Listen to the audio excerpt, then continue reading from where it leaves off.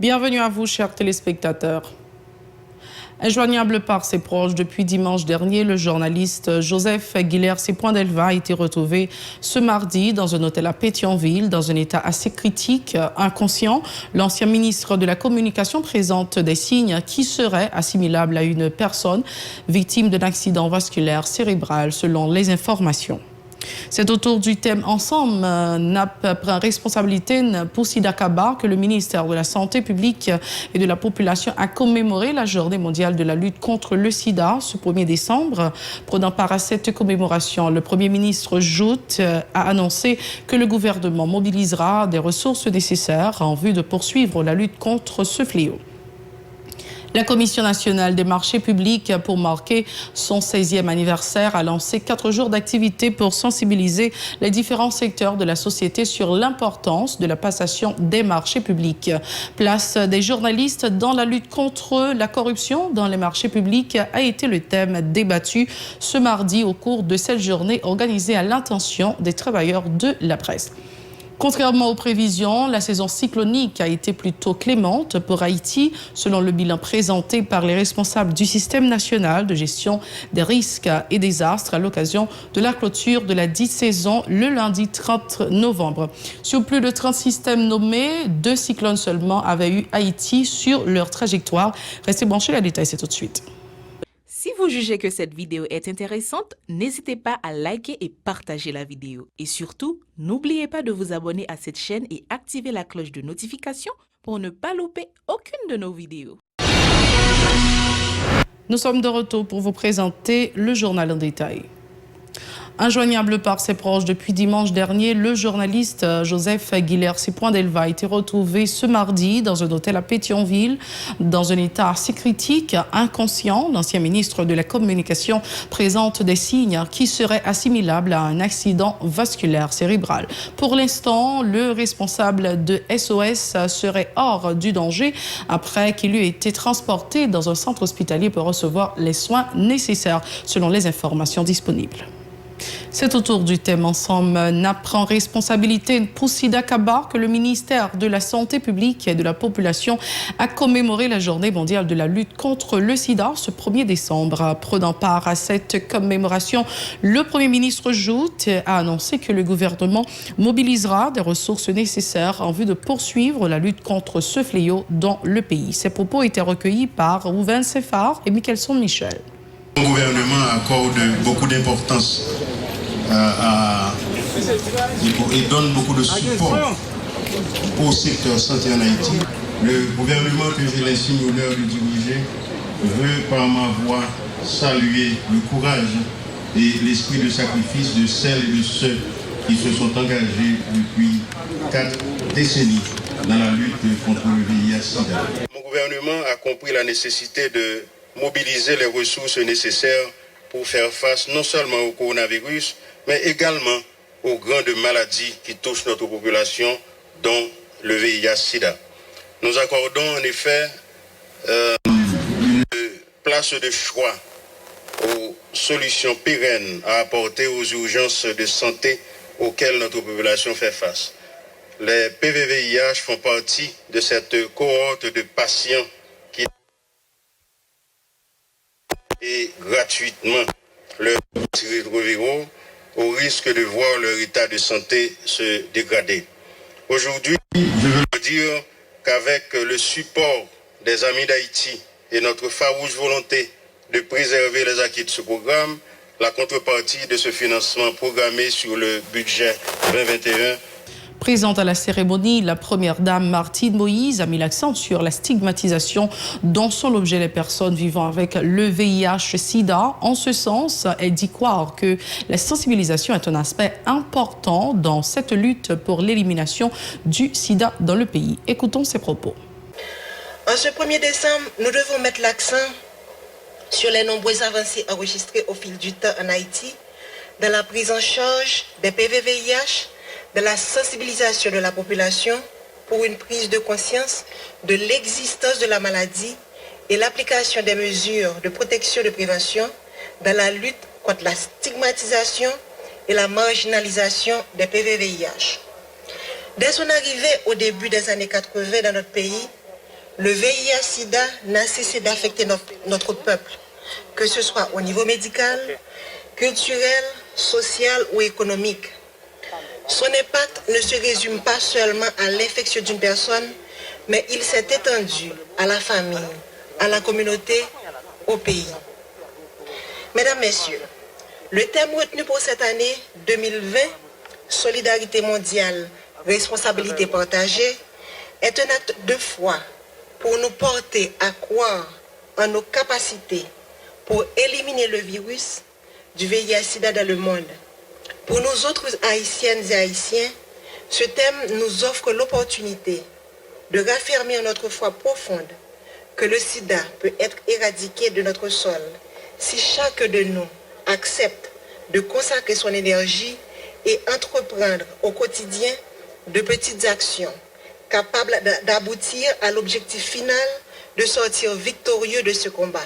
De son côté, le responsable de l'ONU-SIDA en Haïti, Mamawa Faye, a souligné que la pandémie du Covid-19 a négativement répercuté sur les progrès déjà réalisés dans le domaine sanitaire en creusant davantage les inégalités dans le monde. Toutefois, dit-elle, les militants anti-VIH avaient déployé des efforts en vue de rendre disponibles les médicaments et d'autres aides au profit des personnes infectées. Cette année, la journée mondiale contre le sida 2020 ne ressemblera pas aux éditions précédentes. En effet, la Covid-19 menace les progrès accomplis au cours des 20 dernières années dans le domaine de la santé et du développement, y compris pour ce qui est des avancées dans la lutte contre le VIH. Elle accentue les inégalités existantes comme l'ont fait les autres épidémies avant elle. Inégalité entre les sexes, inégalité raciale, inégalité sociale, inégalité économique. Notre monde s'enfonce dans les inégalités. La cause du VIH a su cependant créer une mobilisation au cours de l'année passée pour défendre nos acquis, protéger les personnes vivant avec le VIH et d'autres groupes vulnérables et repousser le coronavirus. Et je m'en réjouis. Campagne en faveur de la délivrance d'ordonnances pour plusieurs mois de traitement VIH, organisation de livraison à domicile de médicaments ou mise à disposition d'une aide financière, mise à disposition de nourriture ou de logement à des groupes à risque. Les militants et les militantes de la cause VIH et les communautés touchées ont une nouvelle fois apporté la preuve de leur efficacité indispensable à la riposte au VIH. La ministre de la Santé publique et de la Population, Marie-Greta Roy-Clément, a pour sa part informé qu'actuellement, pas moins de 160 000 personnes sont positives au VIH-Sida en Haïti, dont la majorité est déjà placée sous traitement. Avec cette prise en charge, dit-elle, le pays n'est pas loin de l'objectif 3,95. La journée spéciale du 1er décembre représente pour nous tous une excellente opportunité pour renouveler notre engagement à jouer pleinement notre partition afin de parvenir au contrôle et à l'élimination du sida et enfin réduire son impact socio-économique, particulièrement au sein des couches les plus vulnérables de notre population. Selon nos dernières estimations, il y aurait environ 160 000 personnes infectées. De ces 160 000, 137 313 connaîtraient leur statut, ce qui peut être traduit par un taux de 89%, voisin de 90%. 119 692 seraient actifs sous traitement, ce qui nous conduit autour de 79% d'atteinte du deuxième objectif. Le troisième objectif, qui concerne la suppression virale, semble le plus difficile à atteindre, car seulement 82 341 personnes infectées ont une charge virale indétectable, ce qui nous met autour de 57% d'atteinte de cet objectif. Autre point, ce journal, la Commission nationale des marchés publics, pour marquer son 16e anniversaire, a lancé 4 jours d'activité pour sensibiliser les différents secteurs de la société sur l'importance de la passation des marchés publics. Place des journalistes dans la lutte contre la corruption de les marchés publics a été le thème débattu ce mardi au cours de cette journée organisée à l'intention des travailleurs de la presse. Au cours de cette journée, le coordonnateur de la CNMP, Florent Jean-Marie, et l'intervenant principal, l'économiste Eddy Labossière, ont jugé bon de clarifier certains points concernant les principes relatifs à la passation des marchés publics. Écoutons tour à tour Florent Jean-Marie et Eddy Labossière au micro de Peterson Jean-Gilles et Rudy Jean. La commission ça travaille fort pour que le grand public là connaît qui ça qui marche. Dans le niveau CNMP, tout, avant, je ne sais pas, on parlait d'unité juridique, unité de communication, unité de contrôle, unité d'audit et unité de règlement des différents. Pas de tout ça. Donc CNMP arrive à mettre tout ça sur pied. Quand pile de bagages encore qui étaient pour le faire, et révision cadre légal là, ça sont gros morceaux. Ce sont gros morceaux parce que il y a plus de faiblesse dans le texte de loi. Révision cadre légal là, c'est important. Ensuite, faire une démarcation claire et nette entre contrôle a priori et régulation. C'est une démarcation qui est vraiment importante pour nous. Ensuite, travail fort pour nous arriver à gagner et en Haïti un corps de professionnels en marché public. Même j'ai un corps de comptable public, même j'ai un corps de contrôleurs financiers, un corps de professionnels en marché public. Bon, on n'a pas qu'une autorité en pays déterminée pour faire bailler comme ça. Puis il n'y a pas même respecté parfois minimum qui existait au niveau CNMP, au niveau même loi sur comptabilité publique. Donc, on est vraiment déterminé pour, grâce à la corruption, enrichir. Et là, CNMP n'a pas faire grand-chose. Il y a un bon marché qui va le passer, il passe en bas, il va respecter cela. Il multiplie les gens qui décomposent, autant de tout ça, le mensuel. Donc, c'est volonté autorité. Plutôt une bonne nouvelle pour Haïti, contrairement aux prévisions de la saison cyclonique a été plutôt clémente pour Haïti, selon le bilan présenté par les responsables du système national de gestion des risques et désastres à l'occasion de la clôture de la 10 saison le lundi 30 novembre. Sur plus de 30 systèmes nommés, 2 cyclones seulement avaient eu Haïti sur leur trajectoire. Esterlin Marcelin, coordonnateur de l'unité hydrométéorologique qui présentait le bilan de la saison cyclonique, a précisé que seulement 2 tempêtes tropicales avaient directement visé Haïti, à savoir Isaias et Laura. Esterlin Marcelin était au micro de Ouvens Saint-Phar. Cette année, il faut dire que le nombre de systèmes nommés par rapport à d'autres années antérieures dépasse largement les pronostics. Nous sommes arrivés cette année au nombre de 31 systèmes nommés, dont 13 ouragans et 6 ouragans majeurs. Et l'année record, c'était l'année 2005, où on avait enregistré 28 systèmes nommés, et cette année, on est passé à 31 systèmes. Alors, il faut dire que parmi ces systèmes, il y avait 2 systèmes qui paraissaient très menaçants pour Haïti. C'est Isaias et Laura.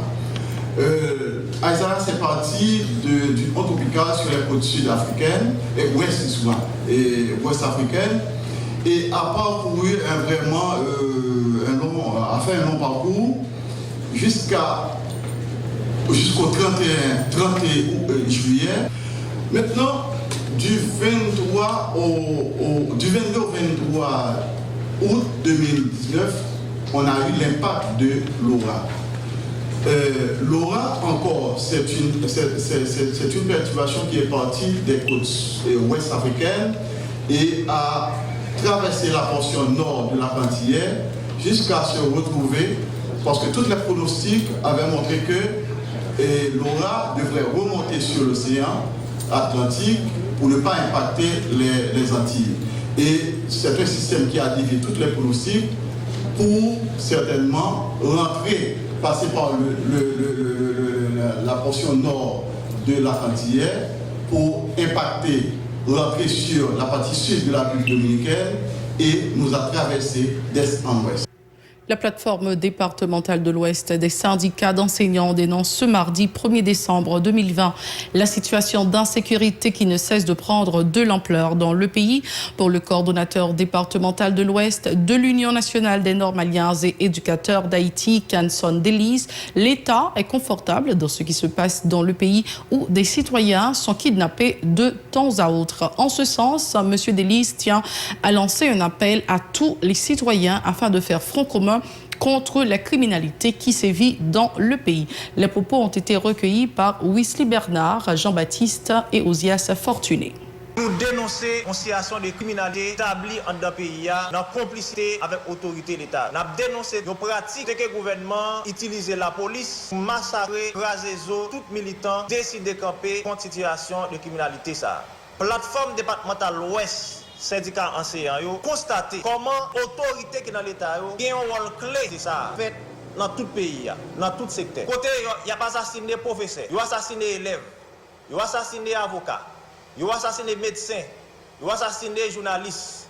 Sans compter question kidnapping là, cap taille mandat, cap valer terrain. Nous malgré cette situation ça l'État a été bébé, l'État n'a pas dit rien. Ça montre à clair que l'État est confortable dans la situation qui a déroulé dans le pays.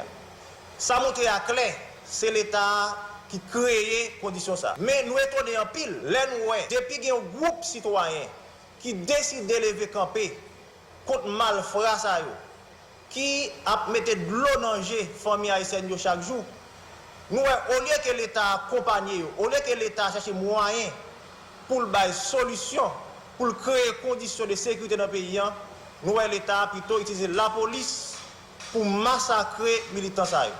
Nous avons demandé tout secteur, tout citoyen, pour lever camper contre la situation de criminalité que le pouvoir Jovenel Moïse a établi dans 4 coins du pays. Le porte-parole du collectif des avocats pour la défense des droits humains, Maître Arnel Rémy, dénonce le climat de l'insécurité grandissante dans le pays ces derniers jours. L'homme de loi attribue cette remontée de l'insécurité à la connivence, dit-il, qui existe entre les autorités de l'État et les bandits armés. Arnel Rémy demande aux autorités compétentes de prendre toutes les mesures nécessaires en vue de freiner la vague d'insécurité qui attriste la majeure partie de la population. Arnel Rémy. C'est normal pour le docteur lever camper. C'est tout le pays a demandé pour lever camper. Tout le pays a supposé lever. Lancer un appel à la grève en signe de colère, en signe de protestation. Croiser machine, c'est bien. Mais nos têtes, nous, greffiers, avocats, médecins, tout le monde campé par le travail. Sous compte Facebook, nous, WhatsApp, nous mettez non à l'insécurité. Mettez pression sur l'autorité. Allez sous compte Twitter, font tout matin. Faut que nous tous gonfler 20 nous pour nous forcer l'autorité au résultat. Un membre de ma famille se rendait au travail. L'on y a une machine tété. Tout les pépés sous lui. Parce que le peut, tout le monde peut, journaliste peut, moi-même peut. Est-ce que nous sommes d'accord que nous avons continué à entrer dans une situation comme ça? Pour qui ça dirige pas responsabilité? Dirige une machine blindée, pas une machine blindée. Si machine quoi bosse là pas une machine blindée. Nous-mêmes qui là pas une machine blindée. Diriger au Galil, nous-mêmes pas un Galil. N'a bien nous. Tout le monde y doit, tout le monde compte. C'est ça que fait nous-mêmes dans le cadeau. Nous dit autorité. Si on pas lever pied, on a toujours encouragé la population à lever pied dans la place autorité.